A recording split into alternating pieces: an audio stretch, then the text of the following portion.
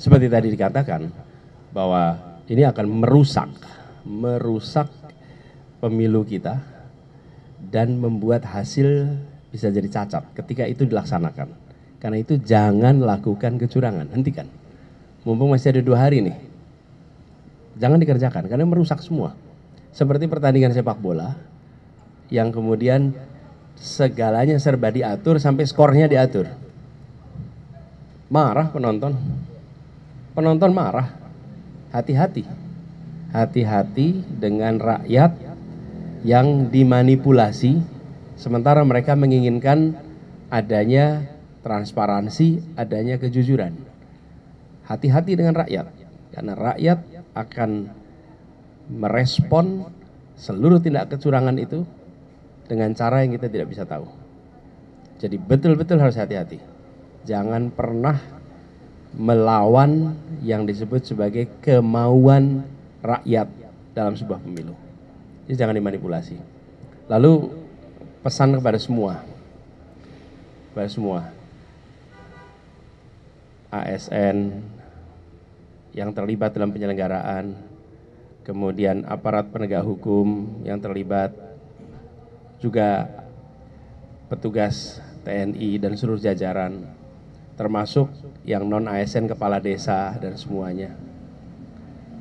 Pemilu ini adalah kesempatan untuk mengubah nasib semua keluarga, termasuk keluarga ASN, termasuk keluarga polisi, termasuk keluarga TNI, termasuk keluarga kepala desa.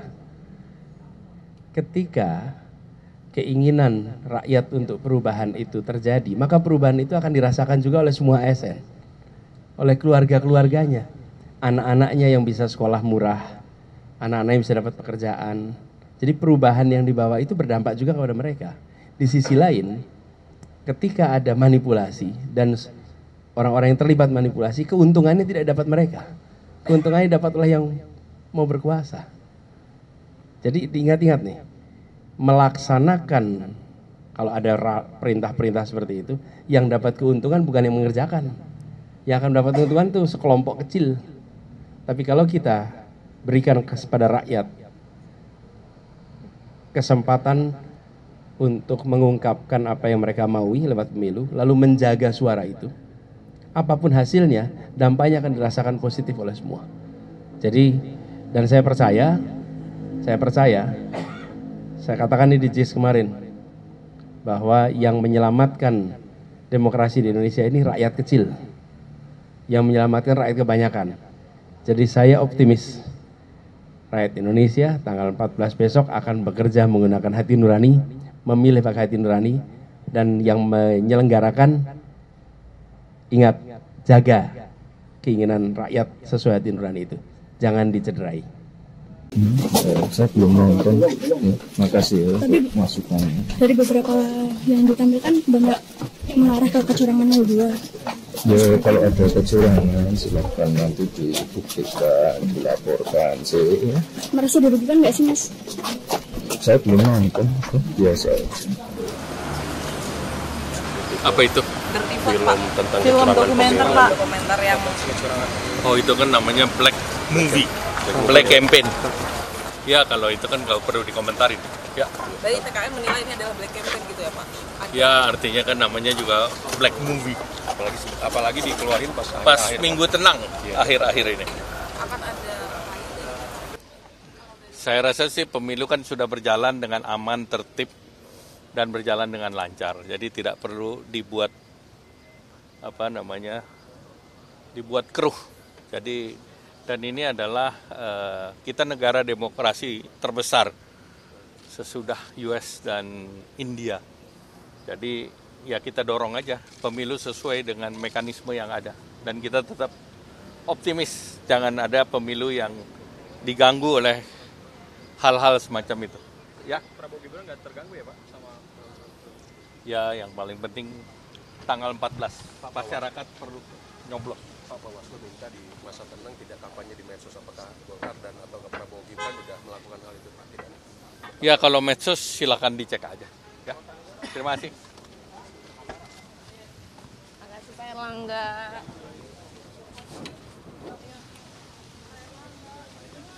TKN Prabowo Gibran kalau itu usaha untuk menggiring opini di masa tenang ini yang seharusnya tidak dikuasai atau diisi oleh hal seperti itu gitu. Ya itu kan inisiasi dari teman-teman akademisi menyampaikan fakta dan menyampaikan suara-suaranya, suara-suara moral.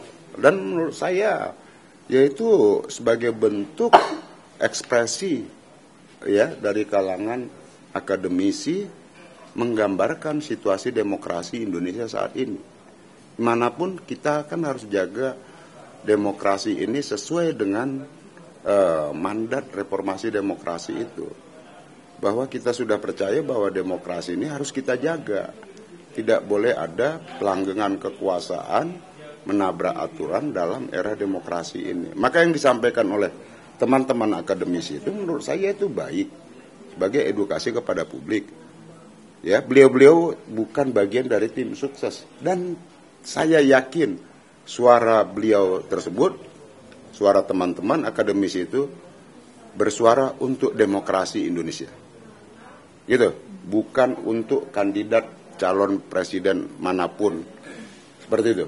Tapi kalau ya, TKN, mereka menyuarakan kebenaran. Kalau menurut TKN Prabowo Gibran isinya sebagian besar fitnah, bro. Terutama yang soal kepala desa, PJ kepala desa dan juga PJ kepala daerah. Ya kalau fitnah kan itu melanggar hukum. Iya. Dan teman-teman itu yang saya percaya integritas ya pada hukum itu tinggi. Kan itu. Hukum itu kan bukan sekedar pasal-pasal, tapi di atas dari hukum itu adalah etika dan moral. Dan nurani teman-teman akademisi sedang bekerja untuk menjaga demokrasi kita. Itu. Tanggapannya, alhamdulillah, silahkan dikritik kami, proses sedang berjalan, kami tidak ingin kemudian juga proses-proses ini dianggap tidak benar. Namun pada titik ini Bawaslu telah melakukan tugas fungsinya dengan baik.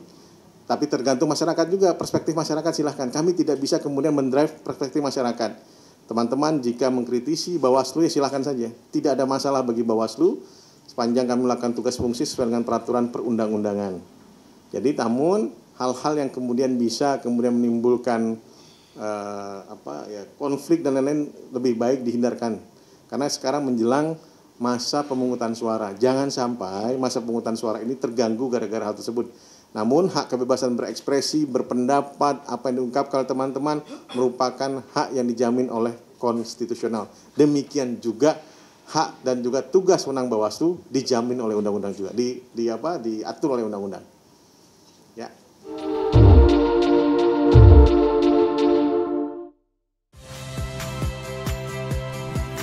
Saya Harjuno Pramendito.